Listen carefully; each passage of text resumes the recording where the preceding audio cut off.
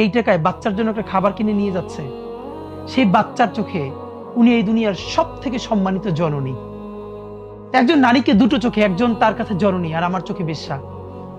একটা বিশ্বাস করেন, ন্যূনতম বৈষম্যহীন ইনসাফের সমাজ যতদিনই আমরা সবাই মিলে তৈরি করতে না পারবো, ততদিন আমরা হয়তো কাউরে বেশ্যা আরো অনেক কিছু বলে গালি দিতে পারবো, আমরা একটা ভালো সমাজ পাবো না। এই দায়টা আমাদের সমাজের।